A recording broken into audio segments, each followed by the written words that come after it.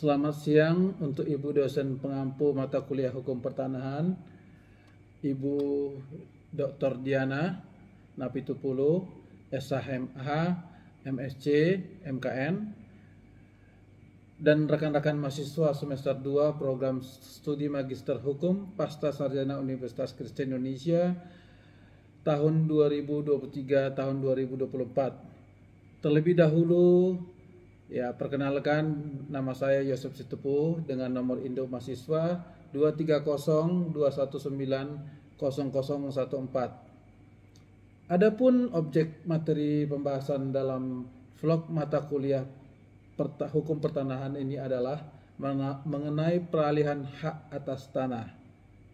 Yang akan saya uraikan berdasarkan buku materi pembelajaran Hukum Pertanahan yang saya ambil yang disusun dari buku yang disusun oleh Ibu Dr. Diana Napitupulu, SH, MH, MKN, MSc sebagai dosen pengampu mata kuliah Hukum Pertanahan di kelas C program studi Magister Hukum Pasca Sarjana Universitas Kristen Indonesia tahun 2023-2024. Selanjutnya saya akan masuk pada penjelasan materi yang akan dibahas dan atau akan dijelaskan sebagai berikut. Pertama, saya akan menjelaskan mengenai materi apa yang akan diuraikan dalam vlog antara lain. 1, mengenai pengertian dan dasar hukum peralihan hak atas tanah di Indonesia. Kedua, mengenai tujuan dari dilakukannya pendaftaran tanah menurut hukum pertanahan di Indonesia. Ketiga, apa saja jenis-jenis peralihan hak atas tanah. Keempat, melalui apa saja peralihan hak atas tanah terjadi sesuai hukum pertanahan di Indonesia. Yang kedua, saya akan juga menjelaskan mengenai materi yang telah saya sebutkan pada bagian pertama dari vlog ini, yaitu memberi penjelasan mengenai 1. Pengertian peralihan hak atas tanah.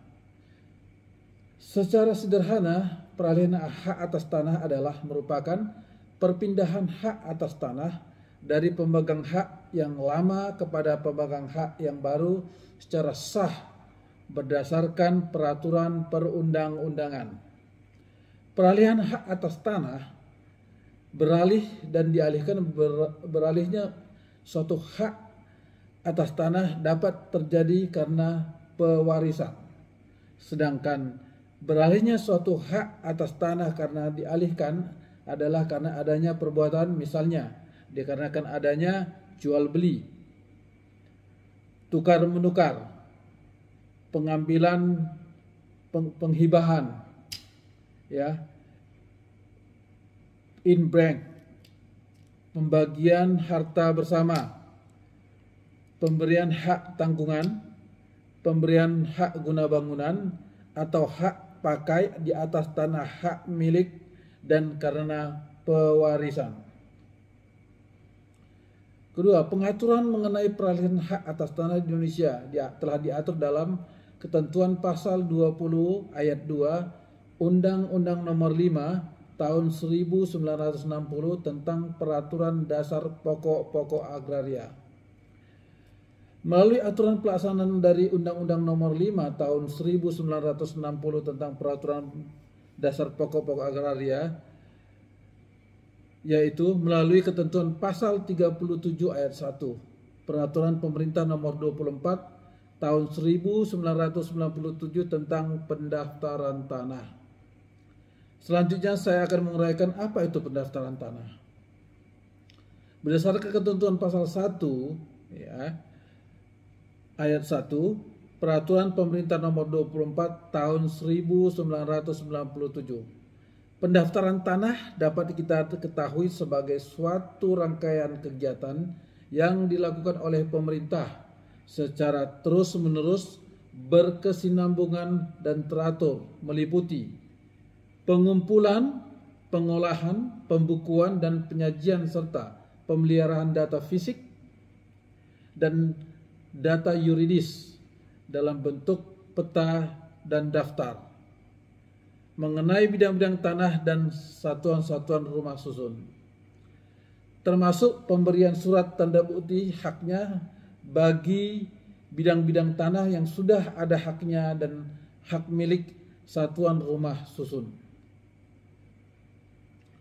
Kemudian selanjutnya kita perlu ketahui bahwa apa yang menjadi tujuan dan pendaftaran hak atas tanah yang dilakukan.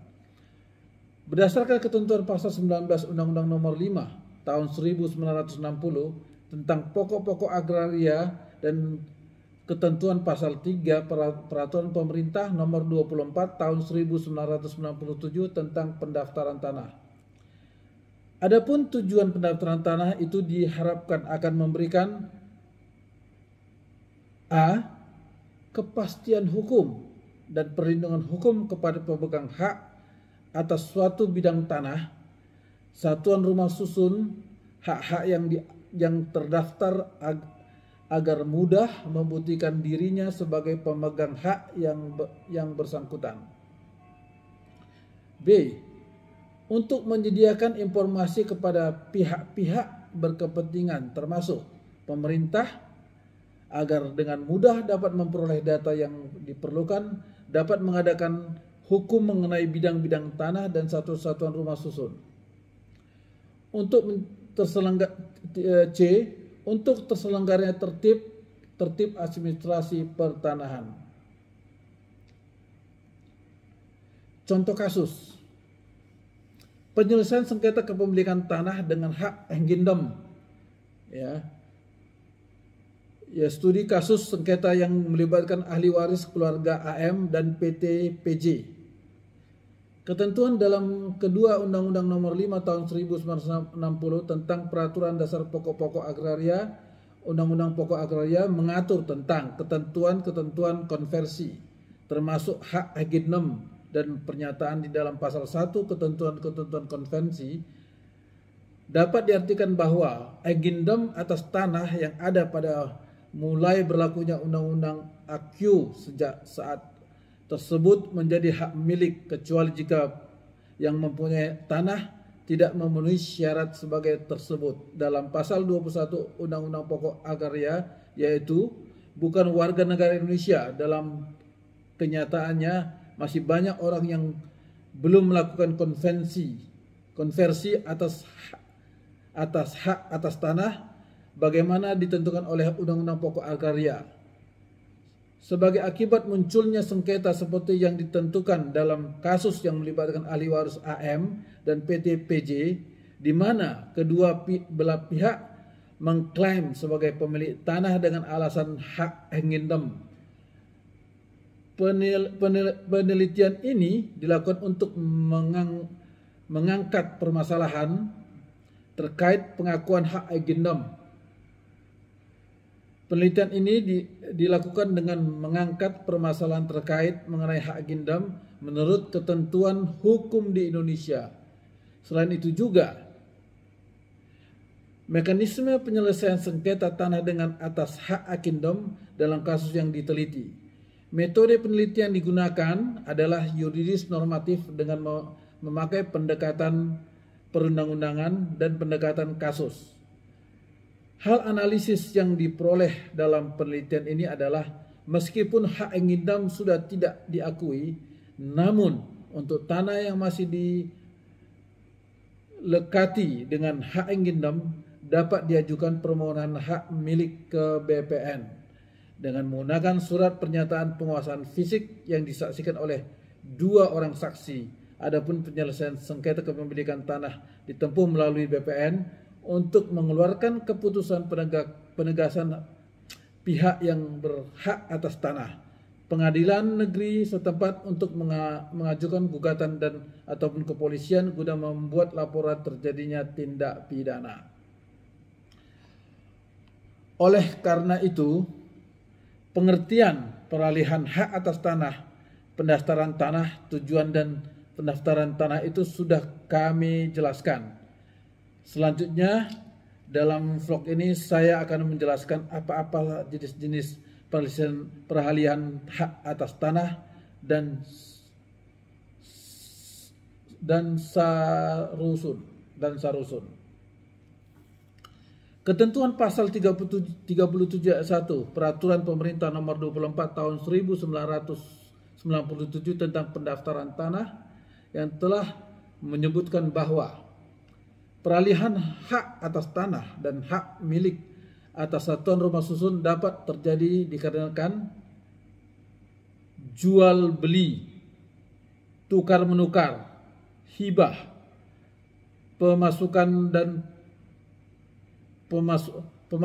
dan perusahaan dan pembuatan hukum pemindahan hak lainnya, kecuali pemindahan hak melalui lelang hanya dapat dilakukan jika dibuktikan dengan akta yang dibuat oleh pejabat pembuat akta tanah atau PPAT yang berwenang menurut ketentuan peraturan perundang-undangan yang berlaku.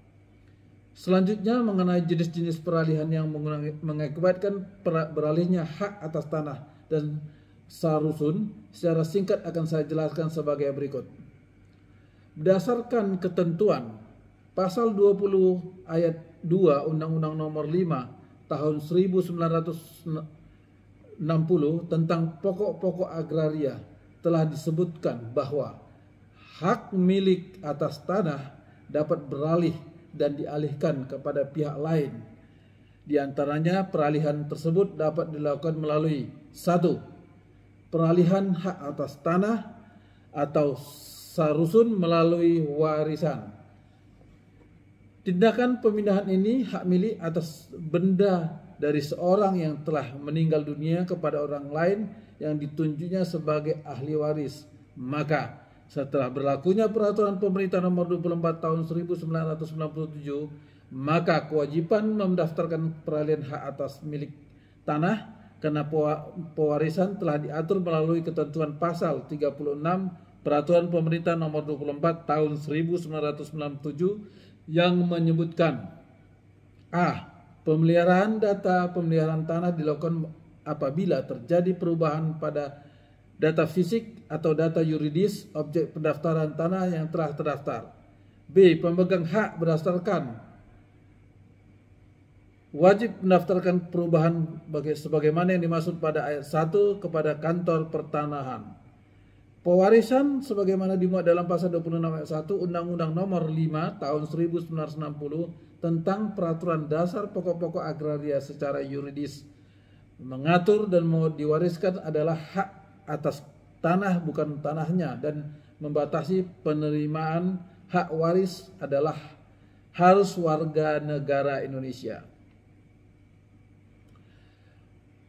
Peralihan hak atas tanah melalui hibah. Berdasarkan ketentuan pasal 1666 KUH Perdata, hibah dijelaskan sebagai suatu perjanjian dengan mana si penghibah di waktu hidupnya dengan cuma-cuma dan dengan tidak dapat ditarik kembali menyerahkan suatu barang guna keperluan si penerima hibah yang menerima menyerahkan itu. Pada dasarnya setiap orang dan atau badan hukum diperbolehkan untuk diberi menerima hibah kecuali penerima hibah tersebut oleh undang-undang dianggap tidak cakap dan melakukan perbuatan hukum. Peralihan hak atas tanah karena hibah tidak serta-merta terjadi pada saat tanah diserahkan oleh penghibah kepada penerima hibah berdasarkan ketentuan pasal 37 Peraturan Pemerintah Nomor 24 Tahun 1997 tentang pendaftaran tanah.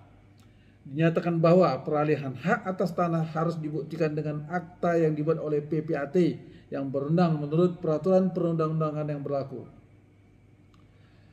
Peralihan hak atas tanah karena dihibah atau dasar hukum terdapat dalam pasal 20 ayat 1, pasal 26 ayat 1 dan ayat 2, pasal 20 ayat 1 dan 2, pasal 28 ayat 2 dan 3, pasal 35 ayat 3, pasal 43 Undang-Undang Nomor 5 Tahun 1960, Undang-Undang Nomor 16 Tahun 1985 tentang rumah susun, pasal 10 ayat 1 dan Peraturan Pemerintah Nomor 24 Tahun 1997 tentang pendaftaran tanah.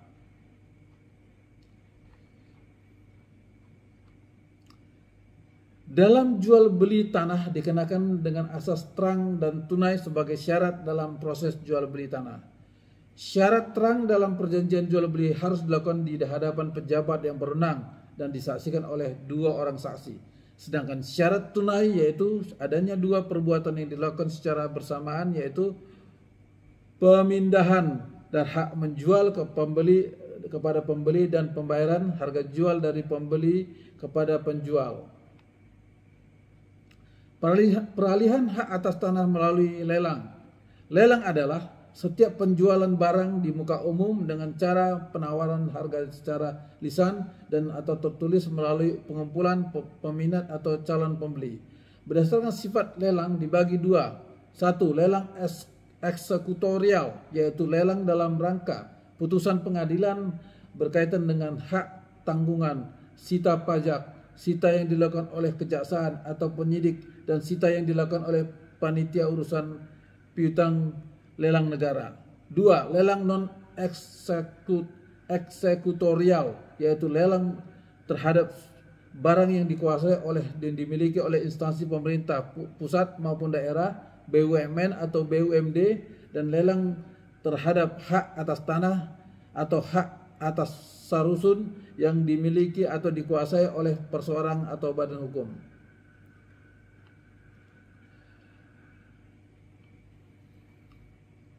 Peralihan hak atas tanah melalui lelang hanya dapat didaftarkan kepada kantor pertanahan jika dibuktikan melalui kutipan risalah lelang yang dibuat oleh pejabat lelang.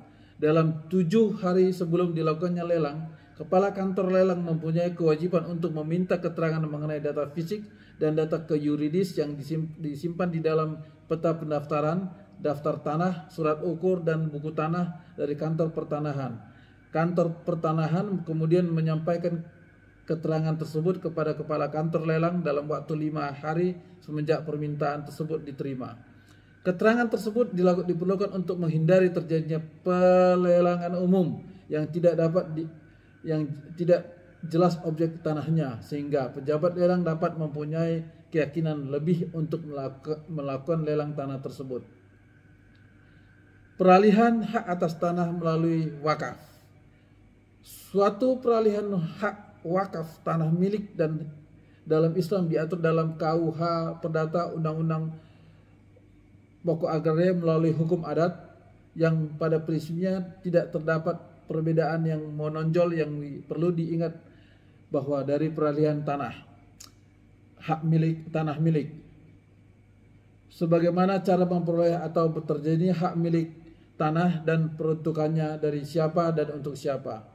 Adapun peralihan dan penguasaan Undang-Undang Pokok Agraria berada di tangan negara dan warga negara sesuai dengan bunyi pasal 1 dengan ayat 3 Undang-Undang Pokok Agraria.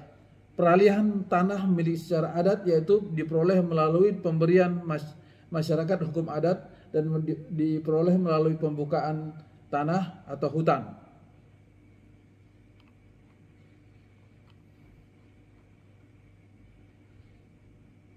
Khusus perwakafan dalam hukum Islam dengan melalui peralihan hak wakaf tanah milik bagi pemberi atau pelepas hak tanah hak ikhlas. Hal ini sebagai bentuk ibadah, dan bagi si penerima tanah milik atau hak punya kewajiban untuk mengelola dan mengembangkan sesuai dengan amanat pemberi milik atau hak pengelola dan pengembangan wakaf milik dalam Islam apabila wakaf tersebut telah memiliki kekuatan hukum tetap. Kesimpulan, ya, dari jenis peralihan hak atas tanah maupun sarusun tersebut di atas dapat diketahui peralihan hak tanah melalui jual beli, tukar menukar, hibah, in-bank, pembagian hak bersama, hak tanggungan, hak guna bangunan, hak pakai di atas milik dan waris harus dilakukan melalui pejabat pembuat akta tanah. Sedangkan peralihan selain atas hak atas tanah atau sarusun harus dilakukan di hadapan pejabat bukan PPAT, melainkan dibuat melalui risalah lelang yang ditandatangani oleh pejabat lelang dan nazrir untuk pengalihan hak atas tanah melalui wakaf. Kedua, penetapan sifat terang dan tunai jual beli atas tanah dapat ditemui dalam perkara tanah yang telah diperoleh putusan dalam Pengadilan Negeri Tanjung Karang nomor 6 strip PDT titik G garis miring 2020.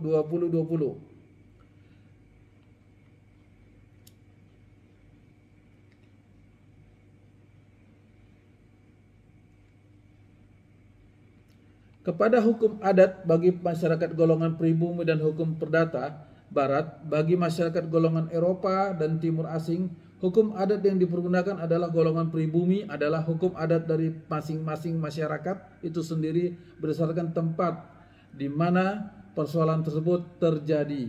Sedangkan hukum perdata barat mengacu kepada BW, ya, Kitab Undang-Undang Hukum Perdata, hukum adat yang berlaku bagi golongan hukum pribumi itu tidaklah tertulis, sehingga hukum adatnya terbentuk berdasarkan kebiasaan atau yang dianggap benar dan patut dalam masyarakat yang bersangkutan. Sedangkan dalam hukum perdata barat yang mengacu kepada BW dan Overzicht Ondersneed Stadblad tahun 1934 nomor 27 terdapat pengaturan secara tertulis, yaitu sebagaimana diatur dalam pasal 1457 sampai 1459 KUH Perdata.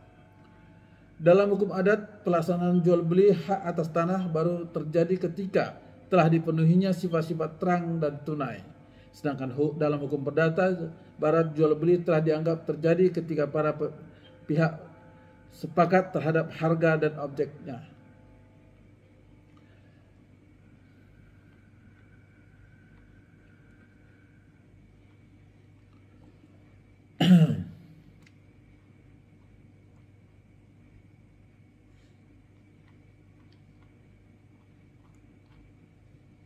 Penutup, berdasarkan uraian dan penjelasan sebelumnya, maka dapat ditemukan beberapa kesimpulan sebagai berikut.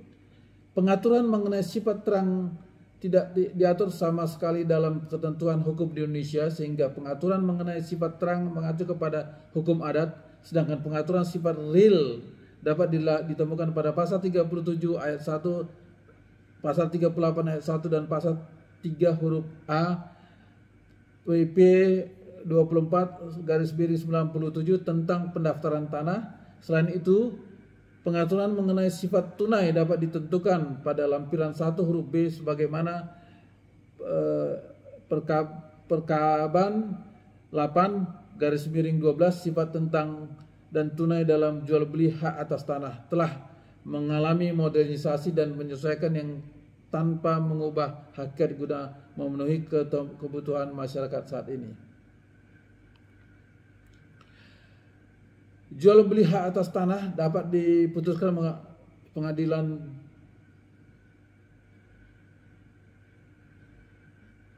hak jual beli tanah dapat diputuskan melalui pengadilan negeri. Demikian juga vlog mengenai peralihan hak atas tanah ini saya jelaskan.